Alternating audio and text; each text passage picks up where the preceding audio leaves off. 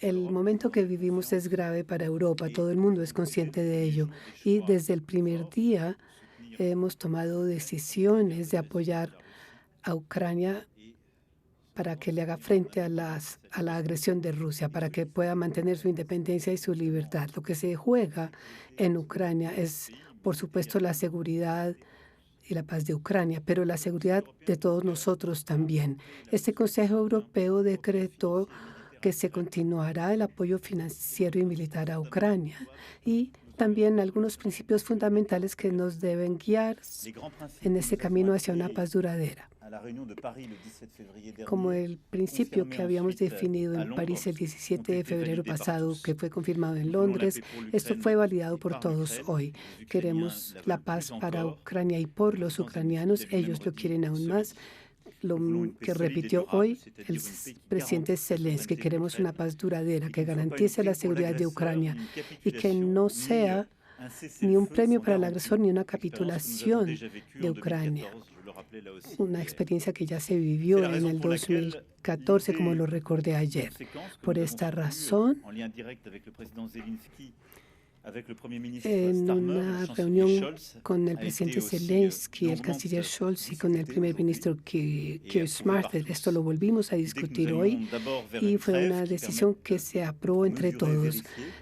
Pediremos una tregua en el aire, en el mar y para las infraestructuras civiles, para que permita discutir lo que constituyen las garantías de seguridad en un sentido amplio, es decir, el reforzar el ejército ucraniano, la presencia de fuerzas europeas o no europeas en suelo ucraniano y otro tipo de garantías.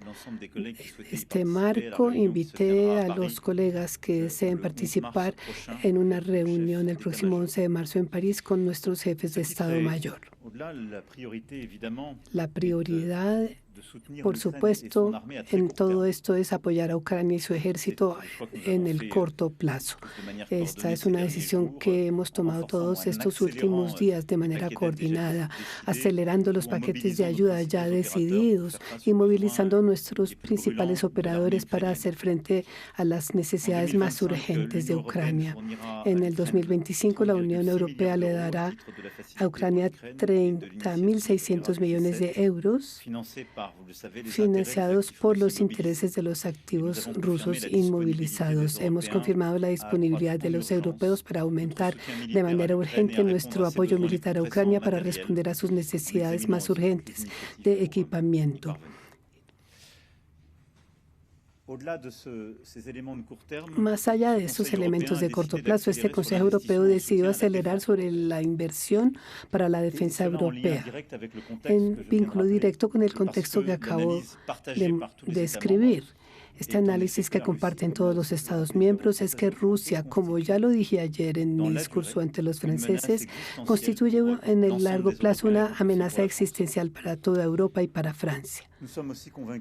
También estamos convencidos y respetamos que muchos de los aliados históricos tengan hoy unas prioridades diferentes de Europa y que tendremos que ver cómo obtener los dividendos de la paz. Por eso lanzaremos desde 2027 la iniciativa de votar 2 leyes relativas al financiamiento del ejército francés. Cuando se decidió en Versalles la autonomía estratégica para los europeos, ahora son decisiones que marcan en el plano de la defensa el paso a la acción.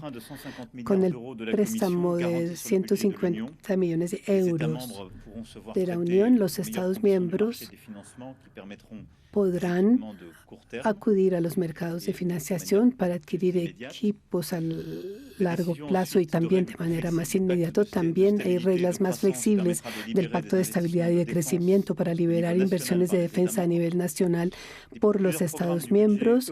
Varios programas del presupuesto europeo, sobre todo los fondos estructurales, que serán reestructurados por la Comisión para reestructurar los gastos en materia de defensa. También se moviliza el Banco Europeo en cuanto a sus activos y sus actividades, y el ahorro europeo, que sabemos que es abundante, servirá también y será movilizado para la base industrial de defensa europea, sobre todo por la unión de los mercados de capitales. Todas estas acciones de corto plazo, y agradezco a la Comisión por la validación de estos trabajos.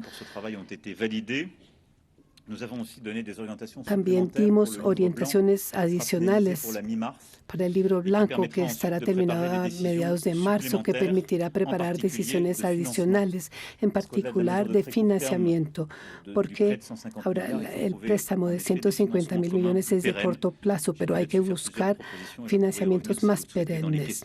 De esto podremos volver a hablar durante las preguntas. Lo que importa, pienso, es el método para todo esto. Necesitamos gastar más, invertir más en nuestra defensa. Pero lo que sostenemos es que estos gastos no sean de compra de material que no sea europeo. Esto lo está defendiendo Francia hace varios años ya. Esto supone definir campos de prioridad en los campos que tenemos, o dependencia o competencia con Europa u otros países, equipo antimisiles, misiles y municiones, drones y sistemas antidrones, facilitadores estratégicos que incluyen para lo espacial y la protección de infraestructura crítica, movilidad militar, ciber, inteligencia artificial y guerra electrónica. En todos estos campos, el método consiste en identificar a los mejores empresarios y las mejores empresas para los que ya hay programas, acelerar el ritmo de aumentar su capacidad de producción y pedirle a cada Estado miembro que reexamine las cuentas para saber si es posible priorizar los pedidos europeos, redefinir reglas actuales de procedimientos de atribución y de contratación, revisar reglas muy costosas y no competitivas del retorno geográfico que existen para muchos de nuestros programas. El campo espacial es uno de las primeras pruebas y hoy se lanzó el satélite Ariane 6. Esto que se decidió hoy no es sino una primera etapa. Ya con el libro blanco se tomarán decisiones adicionales en este semestre a nivel del Consejo, pero también hay una articulación más profunda de nuestra base industrial y tecnológica para la defensa europea. Estas decisiones son para mí un elemento clave de lo que les mencioné ayer y en lo que nos movilizamos también a nivel nacional. Es decir, que cualquiera que sea la amenaza y pase lo que pase en Ucrania, necesitamos aumentar nuestra capacidad de defensa y necesitamos construir en los próximos años capacidades de defensa autónomas para los europeos.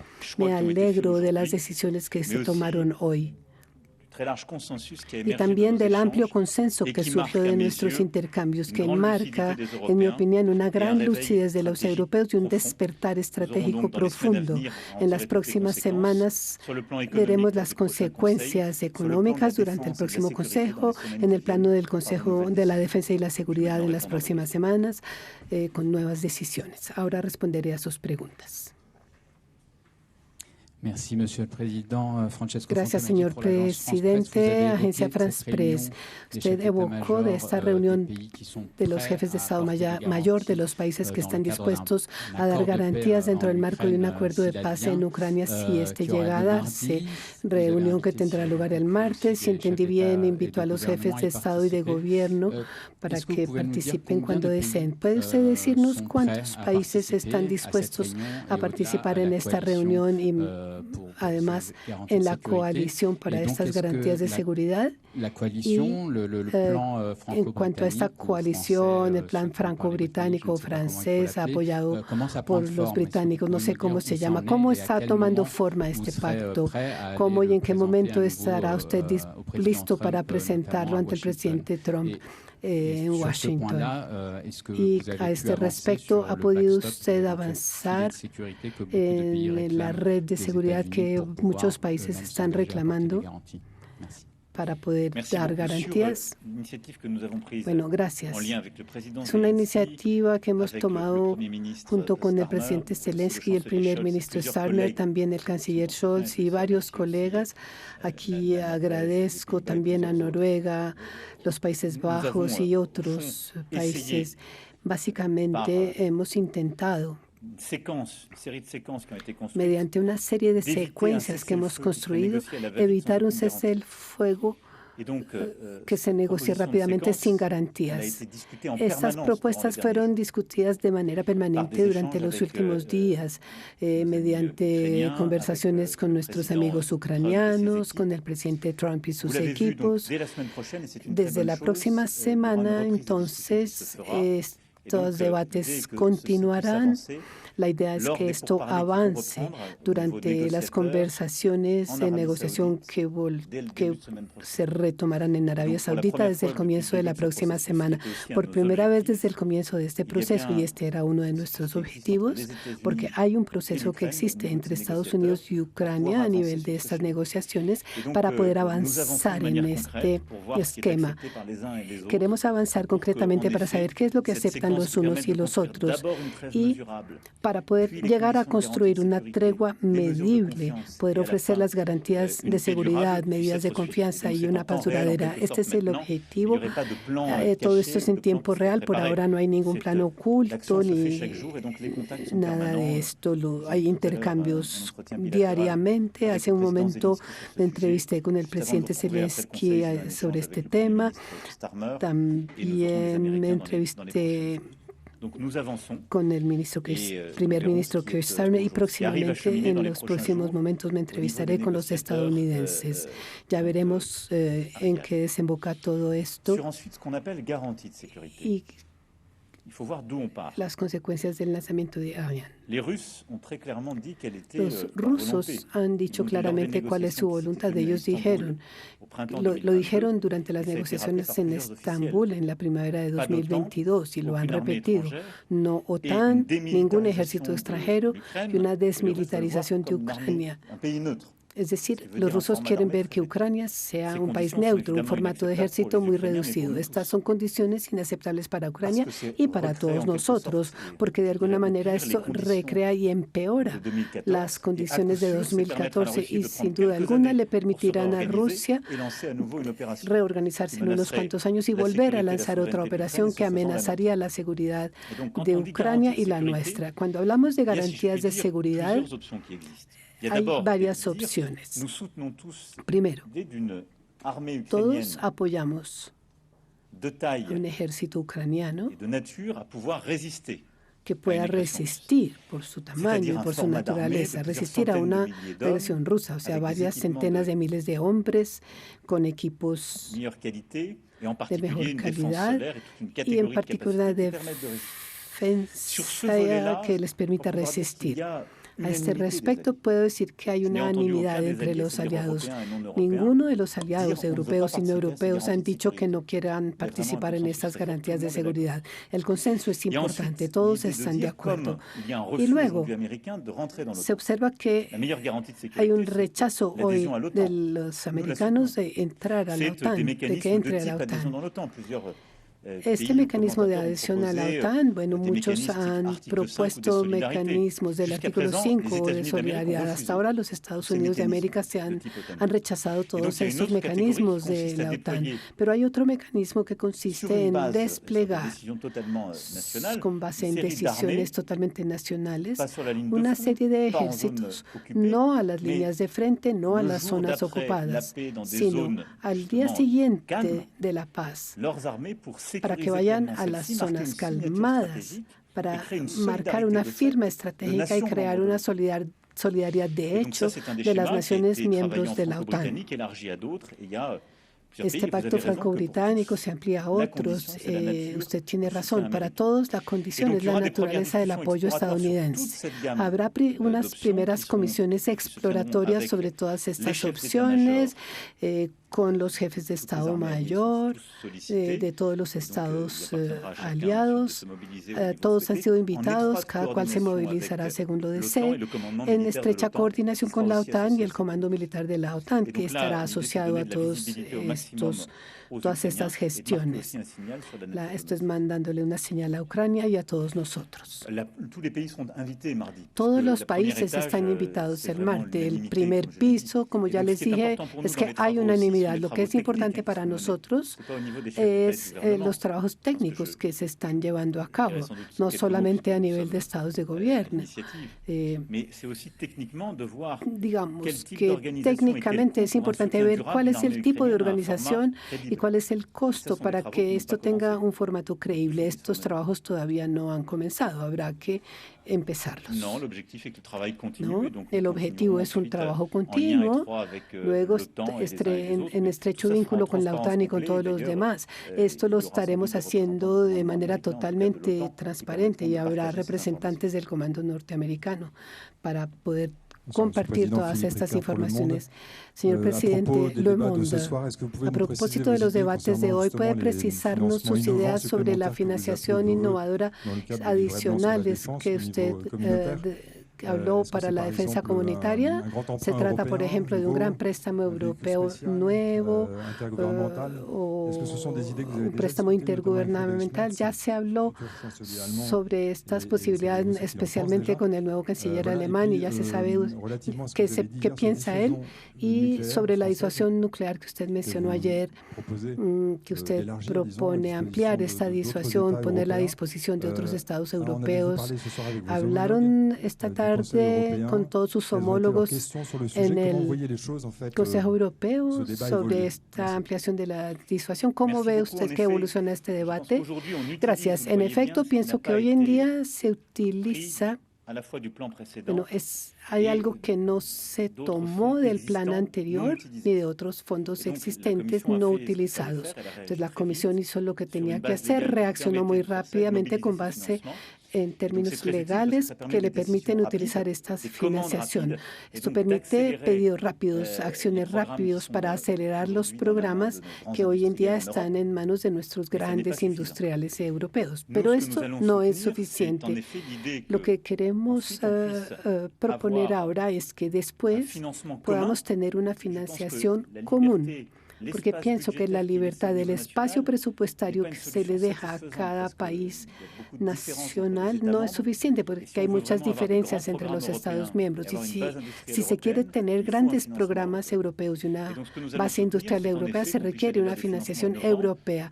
Entonces, queremos proponer financiamiento innovador. Unos proponen el SM, pero miraremos también la posibilidad de un préstamo europeo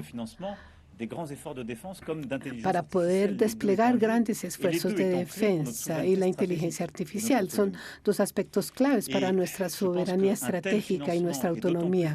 Tal financiamiento es muy pertinente, sobre todo si pensamos que nos permite tener en cuenta también el comienzo del reembolso de toda la financiación que se contrató para el periodo del COVID-19. Toda esta inversión va dirigida ahora a la defensa. Pero tenemos que darnos profundidad de campo. Y cuando vemos ya a nivel agregado la Unión Europea y la zona euro, vemos que estamos menos endeudados globalmente que los Estados Unidos de América, y así tenemos bastante espacio o margen de movimiento.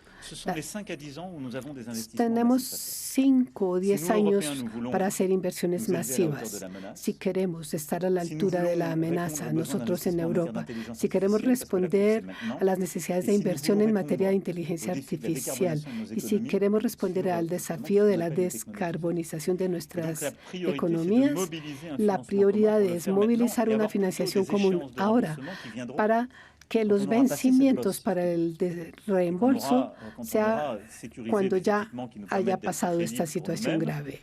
Esto nos permitirá ser creíbles para nosotros mismos cuando obtengamos los dividendos de la descarbonización, porque esto sucederá. Estamos haciendo inversiones masivas en nuestra interconexión, en nuestros programas nucleares y de energías renovables. Todo esto nos va a permitir ser menos dependientes de las energías fósiles. O sea que el retorno de la inversión lo veremos dentro de 5 a 10 años. O sea que la correcta solución para los europeos es movilizar masivamente esta financiación a través de los los mercados, mostrar esta firma común y hacerlo particularmente para ir más allá en materia de defensa. Paralelamente, también soy favorable a los recursos propios. Hoy mencioné varias pistas en este sentido, el impuesto digital del que hemos hablado, y es un momento oportuno para recordarlo. O sea, también necesitamos recursos propios para hacer frente a este desafío. Tenemos recursos y podemos actuar ante la necesidad como lo hicimos con el COVID. Hemos hablado con el nuevo canciller Merz, y es un momento importante de la convergencia franco-alemana. Volveré a hablar con él en las próximas semanas. Entre el periodo del COVID y hoy, he visto que realmente las cosas han evolucionado mucho. Ustedes mismos tienen que haberlo visto. Muchos de estados o responsables políticos que antes eran totalmente hostiles a toda forma de endeudamiento común, hoy en día están apoyando esos programas. Sobre la disuasión nuclear, ayer expliqué de qué se trataba. Lo que propuse es abrir una conversación estratégica con los Estados miembros que estén interesados justamente en avanzar en este tema. Varios de mis colegas vinieron a verme, y ahora habrá una etapa en la que nuestros técnicos harán los estudios y se abrirá un diálogo estratégico y técnico. Seguirán los intercambios a nivel de jefes de Estado y de Gobierno para mirar a finales del semestre si puede haber nuevas cooperaciones. Sí, también eso fue durante todo el día, y también respondí a otras invitaciones. Hay que mirar la situación que vivimos durante los últimos 3 años con lucidez. ¿Por qué los europeos estamos todos en esta situación frente a Ucrania? Porque el agresor es una potencia nuclear. Por eso, de manera muy legítima, Europa tiene que hacerse ella misma la pregunta sobre la disuasión nuclear en el sentido más amplio. Señor presidente, soy periodista ruso exilado aquí en Francia de la cadena independiente DOST. Gracias a la República Francesa por recibirnos aquí en Europa. Tengo una pregunta sobre la reacción. Señor presidente, gracias por sus esfuerzos, porque sus iniciativas generan optimismo, pero no para todo el mundo. Viendo, por ejemplo, la reacción de Moscú, al presidente Putin no le gustó su discurso de ayer y declaró, y lo cito, todavía hay personas que quieren volver a la época de Napoleón, olvidando cómo terminó aquella época. Termino la cita. ¿Qué piensa usted al respecto? Y también el presidente Trump reaccionó en cuanto a la OTAN. Cito, mi mayor problema con la OTAN es que si los Estados Unidos tuvieran un problema y llamáramos a Francia, ¿creen ustedes que ellos vendrían a ayudarnos? Esa es la pregunta que se formuló el presidente Trump. ¿Qué piensa usted de estas dos reacciones? Y tengo otra pregunta un poco más seria, señor presidente. Donald Trump es legítimo hoy, y el presidente Putin también, y el presidente Trump restableció relaciones con Rusia y con el presidente Putin, pero usted, como líder de Europa hoy, personalmente, ¿está usted listo o dispuesto a hablar nuevamente con el presidente Putin? ¿Y cuándo? Porque en Washington usted también dijo que después de Bucha esto sería imposible. ¿Y ahora? ¿Es ahora posible o no ha llegado todavía el momento para volver a hablar con el presidente Putin? Gracias, señor presidente. Gracias. Bueno, sobre su primera pregunta, sí, conozco bien al presidente Putin. Si él reacciona así, es porque sabe que dije la verdad. y porque sé que él puede traicionar los acuerdos que firma, y lo ha hecho. Soy testigo de ello, porque con la canciller Merkel fuimos los garantes en el proceso de Normandía, los acuerdos de Minsk, que él violó deliberadamente. Pienso que él hace un contrasentido histórico, y es raro de su parte, porque Napoleón llevaba conquistas. La única potencia imperial que veo hoy en Europa es Rusia, y es un imperialista revisionista de la historia y de la identidad de los pueblos. Y nuestra voluntad es la de ser potencias de paz y de equilibrio. En el fondo, todo lo que hacemos, incluso nuestras decisiones militares, son por la paz. Pienso entonces que el presidente Putin debería recapacitar sobre esta visión, porque es un contrasentido histórico en su referencia. Quizás no le gustó que le hayamos destapado su juego. Si hay un cese al fuego, no sería para la paz, sino para retomar la guerra. Ahora, si Francia ayudaría a los Estados Unidos, convocaré nuestra historia secular. Lafayette fue, y Pershing hizo el trayecto inverso recordando esta memoria. Y hace algunos días estuve al lado de veteranos americanos que habían venido hasta la playa Obama Beach. Siempre hemos estado dispuestos el uno para el otro. Pero debo recordar que no solamente los franceses, sino también los europeos estaban allí cuando el problema en Afganistán. De hecho, no se les hizo una advertencia educada. Nosotros somos aliados leales y fieles. Quien lo dude, que mire la historia contemporánea, nuestra historia contemporánea, que miren todo lo que hemos hecho por los Estados Unidos de América. Es respeto y amistad, y creo que podemos reclamar lo mismo, porque nuestra historia muestra que lo merecemos. Y bueno, sí, estoy dispuesto a hablar con el presidente Putin cuando consideremos con el presidente Zelensky y todos nuestros socios europeos que ha llegado el momento. Pero estamos en este momento en una fase de discusión, de conversaciones, que esperemos que en un momento justifique las discusiones con todas las partes y los negociadores. O sea, la respuesta es sí. ¿Otra pregunta? Señor presidente, BFM TV. De acuerdo con lo que usted acaba de decir, hubo una declaración hace unas horas de Marco Rubio, secretario de Estado de Estados Unidos,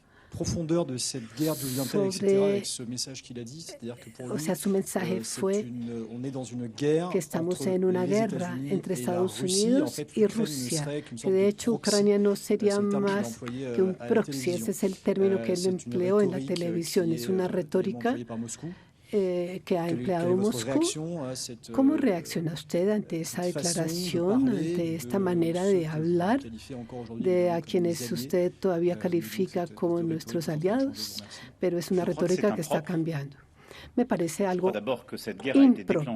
Pienso que esta guerra fue lanzada de manera unilateral por Rusia. No hubo ninguna voluntad ni de la OTAN, ni de ningún aliado, ni de los europeos de amenazar la seguridad de Rusia a través de Ucrania. Eso nunca existió. Eso puedo afirmarlo.